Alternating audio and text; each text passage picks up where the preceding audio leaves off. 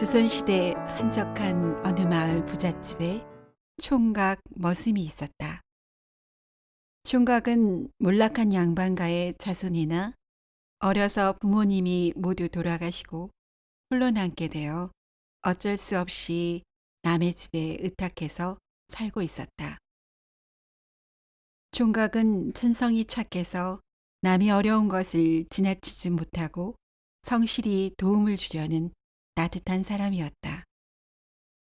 남들의 눈에는 그런 점이 미련스러워 보였고 거기다 머슴살이를 하고 있으니 고생길이 보인다 하여 마을 처녀들이 시집오려 하지 않았다.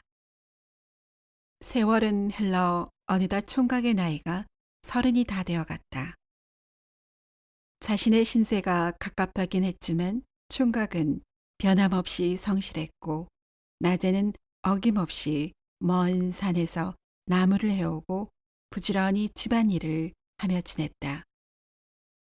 그러던 어느 날 평소와 다르게 총각은 먼 산으로 나무하러 가기가 싫었고 마을 뒷산 양지 바른 곳에 지게를 세워놓고 나무를 하였다.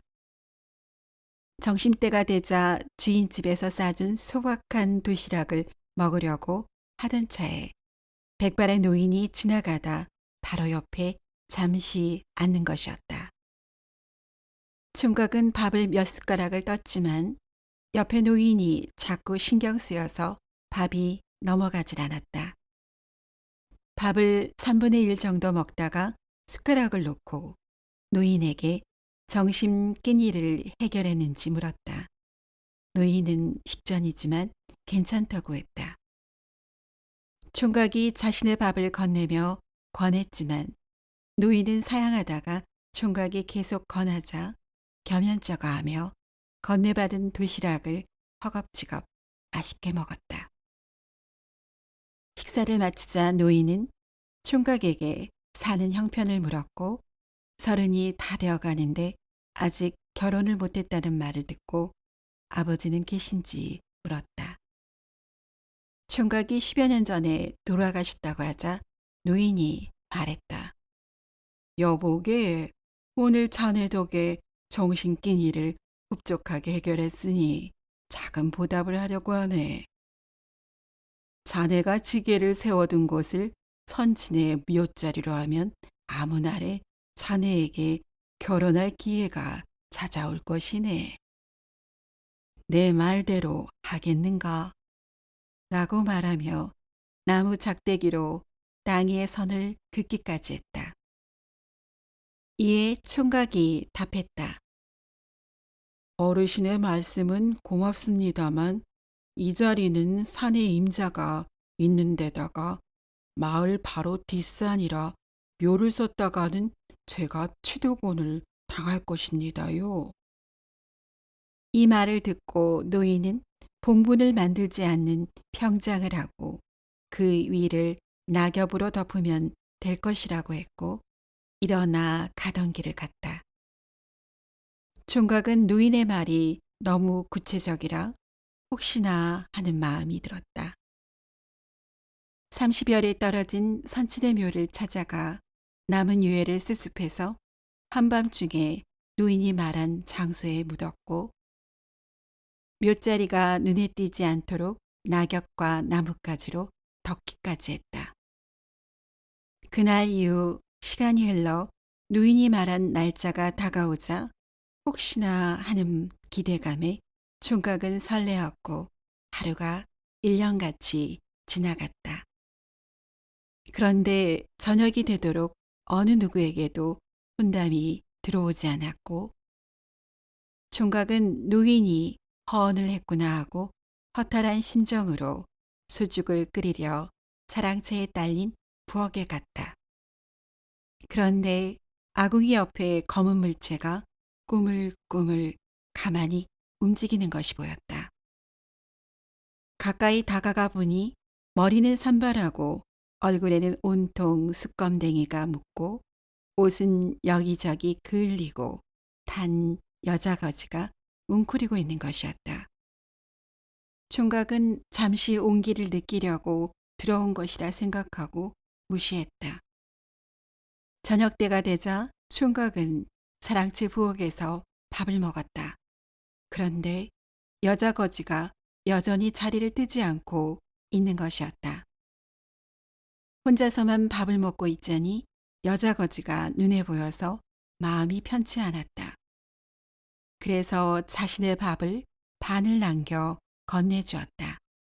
여자 거지는 개눈 감추듯이 밥그릇을 비웠다. 총각은 여자 거지가 밥을 다 먹고 난 후에 주저하면서 이곳은 남정네들이 드나드는 사랑채의 부엌이니 다른 곳으로 가라고 얘기했다. 다음 날 아침이 되자 총각은 여자 거지가 여전히 부엌 아궁이 옆에 있자 놀랐다. 어쩔 수 없이 아침도 나누어 먹었고 다시 다른 곳으로 가라고 또 얘기했다. 총각이 낮에 나무를 하고 저녁이 되어서 돌아왔다. 여자 거지가 여전히 부엌 아궁이 옆에 있자 내일 날이 밝으면 다른 곳으로 가라고 다시 얘기하고 저녁밥을 같이 나누어 먹었다. 이때 사랑채에 드나드는 마을 사람들이 이 모습을 보았고 총각이 장가를 갔다는 소문이 돌기 시작했다. 이렇게 총각과 거지 여인이 밥을 나누어 먹기를 1회 정도가 흘렀다. 평소와 같이 총각은 나무를 하고 돌아왔는데 거지 여인이 어디에도 보이지 않았다.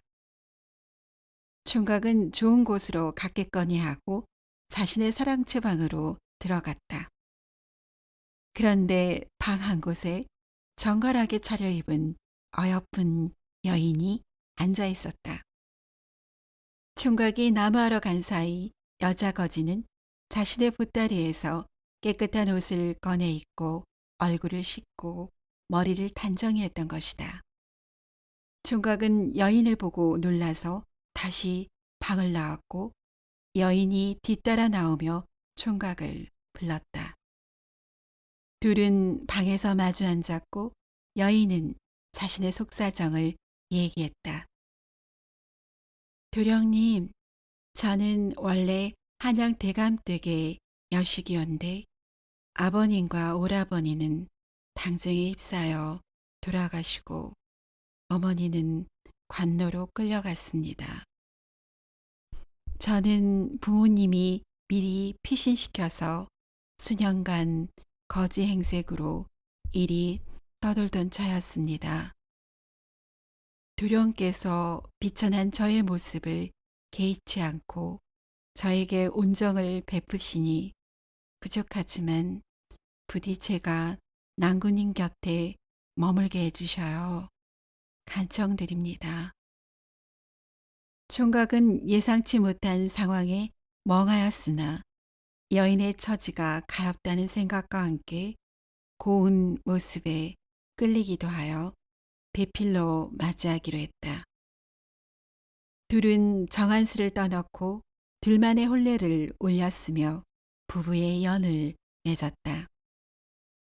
며칠이 지나자 총각 머슴이 거지 여인과 혼인했다는 소문은 사랑채에서 둘을 본 사람들을 입을 통해 마을로 퍼져나갔다. 그러던 어느 날 이웃 부잣집 사랑채에 머슴이 다니러 갔는데 그 집 주인이 머슴을 놀려줄 요량으로 말했다. 여보게 자네가 혼인했다는 얘기를 들었네만 그 좁아터진 머슴방에서 어찌 지내는가? 내 이 집을 반값에 줄 테니 100냥만 내게나. 머슴은 자신이 그런 큰 돈이 어디 있냐며 자신을 놀린다고 생각해서 분하고 헛헛한 마음에 아내에게 그 얘기를 들려줬다. 이 얘기를 듣고 아내는 돈은 자신이 될 터이니 내일 당장 많은 사람들이 보는 앞에서 계약서를 받아내라고 했다. 머슴은 아내의 말대로 다음 날 그 부잣집으로 가서 많은 사람들이 보는 앞에서 계약서를 받아냈다. 부자는 이 역시 농으로 생각했고 주위 사람들이 증인이 되기로 했다. 머슴은 계약서를 아내에게 갖다 주고는 근심스러워하며 말했다. 색시, 정말 돈이 있기나 한 게요. 무턱대고 계약서를 받기는 했지만 우리가 돈을 주지 않으면 마을 사람들에게 웃음거리가 될 텐데 어찌하오? 서방님, 제가 집을 떠나올 때 부모님께서 노잣돈으로 폐물을 챙겨주셨습니다. 좋기 수백 냥은 넘사오니 염려 마셔요. 다음 날 머슴은 이웃 부잣집 사랑채에 들렀고 어김없이 주인이 많은 사람들 앞에서 머슴을 놀렸다. 여보게, 집값은 잘 준비돼가고 있는가? 여유가 있다면 내 전답 30마지기도 반값으로 가져가게나 그려. 허허.